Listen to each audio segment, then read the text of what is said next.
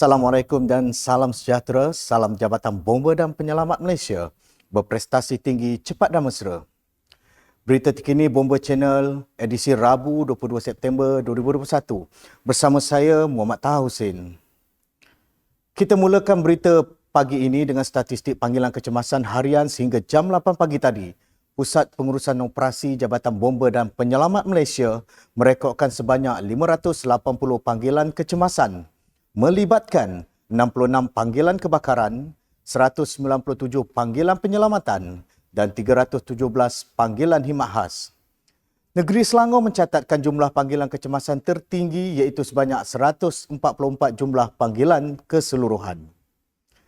Manakala bagi statistik operasi COVID-19 pula sehingga Selasa 21 September 2021, sebanyak 71,536 operasi COVID-19 telah dilaksanakan oleh Jabatan Bomba dan Penyelamat Malaysia yang melibatkan 47,238 disinfeksi bangunan, 6,685 pemindahan mangsa, 225 pemeriksaan keselamatan kebakaran stesen kuarantin dan lain-lain permis, 8 operasi Humanitarian Assistance and Disaster Relief HADR, 254 penugasan di Pusat Pemberian Vaksin PPV, 1,445 operasi pengurusan jenazah dan 15,681 lain-lain tugas.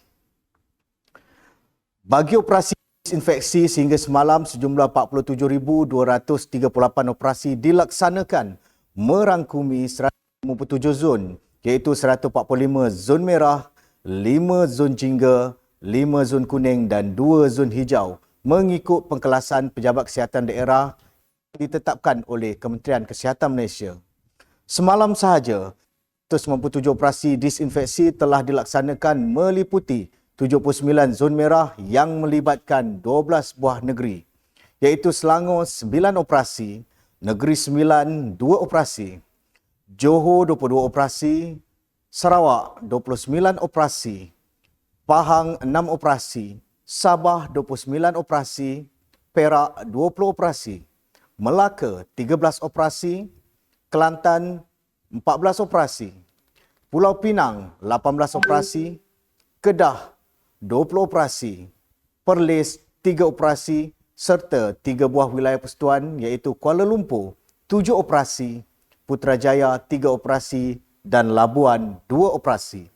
Sehingga kini operasi telah merangkumi 24,798 permis yang terdiri daripada 3,948 pusat perniagaan, 2,622 kawasan perumahan, 5,066 tempat awam, 404 pasaraya, 8,967 bangunan kerajaan, 324 balai bomba, 316 pusat tahfiz, 862 permis PDRM dan 2,289 buah sekolah kerajaan. Seterusnya kita beralih ke laporan insiden. 2 orang kanak-kanak berusia 1 dan 3 tahun berjaya diselamatkan oleh sepasukan anggota Jabatan Bomba dan Penyelamat Malaysia Negeri Selangor apabila telah terperangkap di dalam sebuah kereta Pro 2 di alamat Apartmen Saujana, Jalan PJU 10, Palang 1C, Damansara Damai. Menurut Komando Operasi Pegawai Bomba Kanan 2 Rosdi bin Hainan, pasukannya bertindak membuka pintu kereta dengan menggunakan peralatan khas dan mendapati mangsa dalam keadaan selamat lalu diserahkan kepada ibu mangsa. Seterusnya, Pusat Gerakan Operasi Jabatan Bomba dan Penyelamat Malaysia Negeri Sabah telah menerima panggilan kecemasan melibatkan banjir kilat melalui MES 999 pada jam 10.48 pagi semalam. Pusat Gerakan Operasi telah mengarahkan Balai Bomba dan Penyelamat Lintas ke lokasi kejadian di alamat UCA 2, Menggatal dengan menggunakan kekuatan logistik satu jentera FRT, satu jentera MRS dan satu kenderaan pacuan 4 roda Navara ke lokasi kejadian. Dalam kejadian tersebut, Komando Operasi Buah Bomba Kanan 2 Laupen Nua melaporkan sebanyak 2 keluarga yang terdiri daripada 15 orang mangsa iaitu 3 orang lelaki dewasa, 6 orang perempuan dewasa, 2 kanak-kanak lelaki dan 2 kanak-kanak perempuan serta 1 orang bayi perempuan dan bayi lelaki, 1 orang telah terperangkap dalam banjir.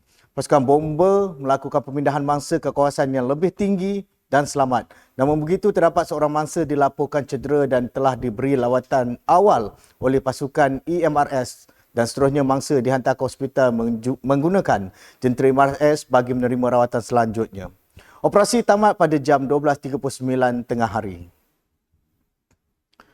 Sementara itu, Pusat Gerakan Operasi Jabatan Bomba dan Penyelamat Malaysia Kuala Lumpur telah menerima panggilan kecemasan kebakaran kenderaan melalui talian MES 999 pada jam 10.10 pagi di alamat Blok D Warisan City View Jalan 1 Palang 93A of Jalan Ceras, Kuala Lumpur. Dan seterusnya, sepasukan anggota diarahkan ke tempat kejadian.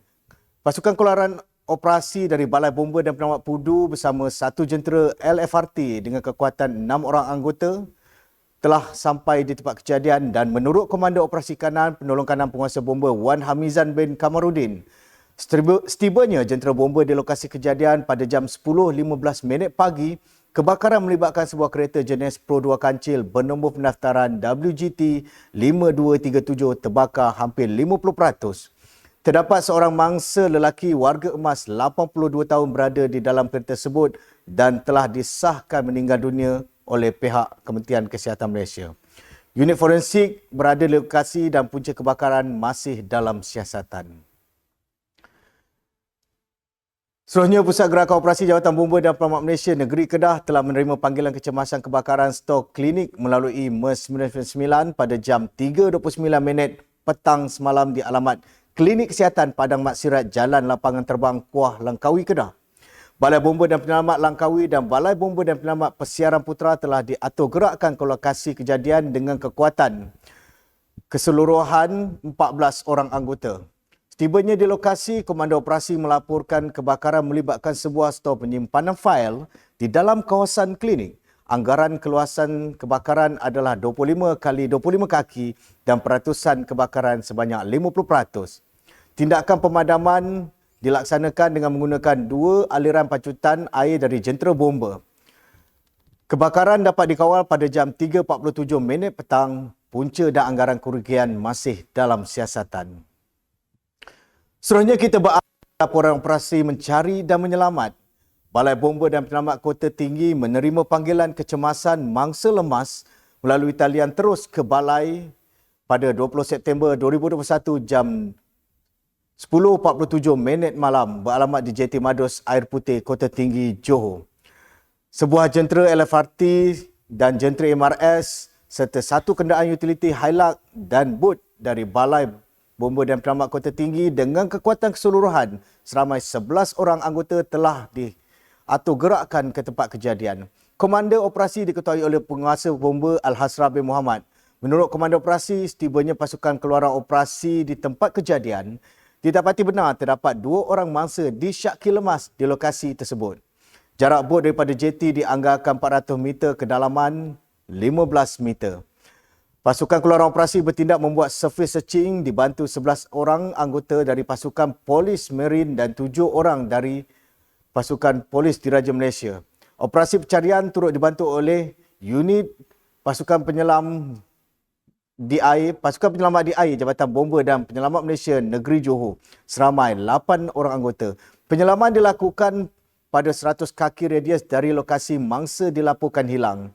Kejadian tersebut telah disedari oleh salah seorang pekerja yang sedang mengorek pasir berhampiran lokasi mangsa dipercayai lemas selepas melihat kedua-dua mangsa sedang melakukan aktiviti memancing.